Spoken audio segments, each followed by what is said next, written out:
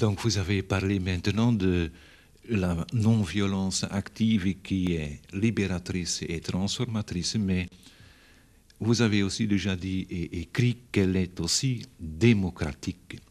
Et je pense ici à ce que votre mari a dit dans le camp où il était prisonnier, notamment qu'il est impossible de vivre l'amour pour Dieu et pour les hommes seuls. Cet amour donc ne peut être vécu avec l'aide des autres. C'est vrai. Et je pense que la non-violence est essentiellement une manière d'agir communautairement, d'agir ensemble.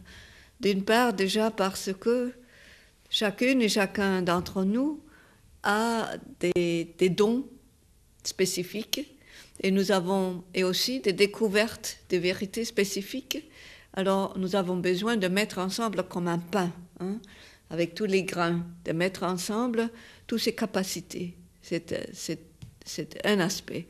Un autre aspect que je trouve aussi est très, très, très, très important, c'est que dans la non-violence, tout le monde peut participer, est invité à participer.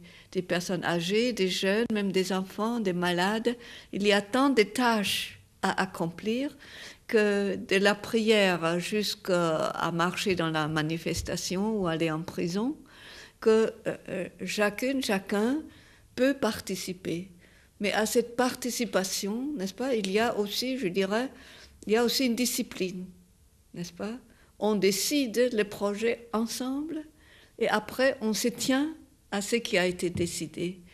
Donc on ne peut pas réaliser des actions non violentes, aussi des projets plus larges, s'il n'y a pas une structure, s'il n'y a pas une acceptation d'un plan, une réalisation en commun.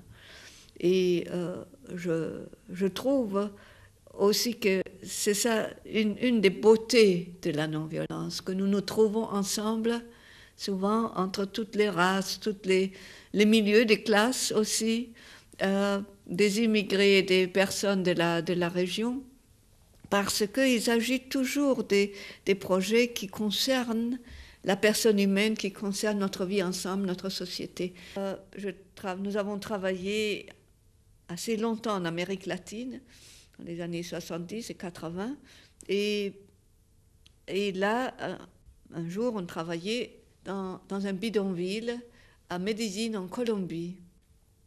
Mais il faut dire qu'il y avait là un prêtre de Colombie qui avait, dans ce bidonville où il n'y avait ni eau, ni courant, il y avait une pauvreté terrible, beaucoup de manque de travail, de chômage, de meurtres, surtout beaucoup d'enfants sont morts dans ces conditions.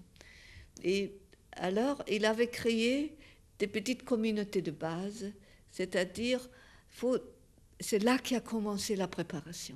Vous voyez, il faut un groupe dans lequel on fait deux choses.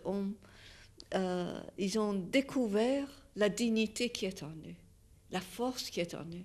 Ils ont compris que Dieu veut qu'ils soient des êtres debout et pas des esclaves soumis à ces conditions, n'est-ce pas? C'est-à-dire, il a fait ce travail préparatoire pour les aider à découvrir la force de Dieu en nous. Et puis, il nous a invités, les aider à découvrir le chemin de Jésus de libération, donc par la non-violence. Et puis, la deuxième tâche du groupe qu'on forme, c'est de regarder à la réalité, c'est-à-dire faire l'analyse de la situation, de voir l'injustice, de bien définir l'injustice, et puis de découvrir les piliers de soutien de cette injustice, et comment nous-mêmes, par notre passivité, par nos peurs, nous sommes un soutien de cette situation. Et puis, à partir de cette analyse, n'est-ce pas, on commence à découvrir comment enlever ces piliers et créer plus de solidarité et devenir capable des actions concrètes, comme par exemple une action qui montre à l'extérieur la souffrance pour créer plus de solidarité, une action directe, et surtout le dialogue.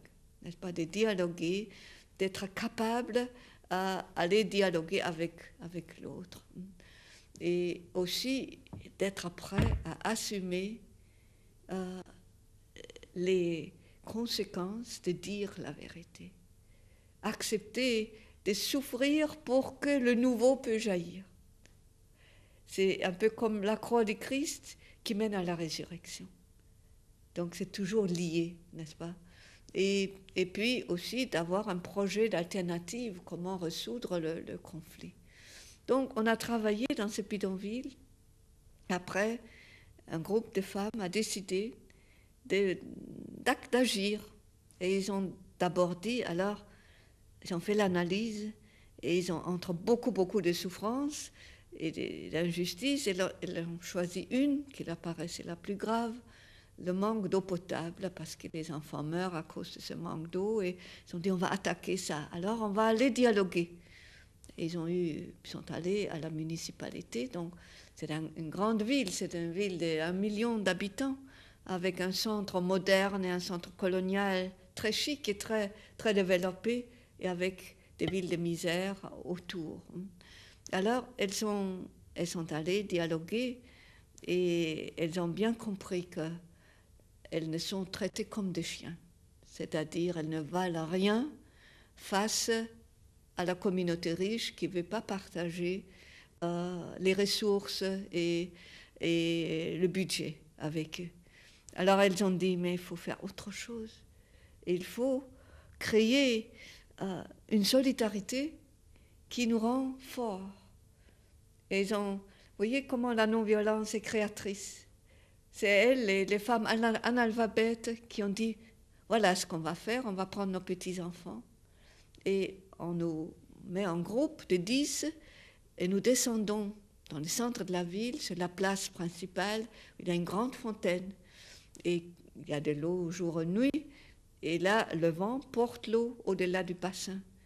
Et alors, il y a des flaques d'eau par terre. Et alors, ils ont décidé, tel jour, ils sont descendus, ils ont commencé à laver leur bébé, pas dans la fontaine, mais dans les flaques d'eau sales. Et alors, il y a une vie très mouvementée sur la grande place. Il y avait beaucoup de femmes riches qui étaient là. Et quand ils ont vu les femmes pauvres qui lavent leurs enfants dans le flaque d'eau, ils ont dit, mais vous êtes folles, comment vous pouvez laver? Et alors, vous voyez, ils ont pu leur parler. Ils ont porté leurs problèmes à la conscience des femmes riches. Et la police est venue chasser les femmes, elle a dit, ici on ne lave pas les enfants. 10 minutes après, deuxième groupe. Même chose, 4 ou 5 groupes, un après l'autre, ont fait le même geste.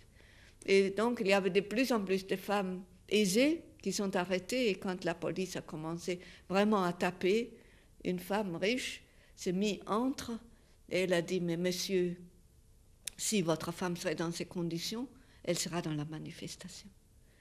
Voilà, c'était la fin de la manifestation, et il s'est formé un petit comité de femmes riches et de femmes pauvres. Quelques semaines après, elles sont allées ensemble à la communauté, à la commune, et vous voyez, la différence des forces n'était plus si grande. Le dialogue est devenu est devenu possible. Et finalement, les femmes pauvres avaient aussi demandé à leur mari, vous n'avez pas de travail, alors pourquoi vous vous offrez pas pour mettre le tuyau vous-même? Alors ça coûtera moins cher. Et la municipalité peut comprendre que nous-mêmes, nous faisons un effort pour résoudre ce problème. Alors, on partagerait le frais. Et elles ont apporté cette proposition. Et quand nous sommes revenus, 6 mois après, l'eau était sur la colline, avec une grande pierre qui était marquée en honneur des femmes de notre quartier qui ont eu le courage de lutter pour l'eau, etc.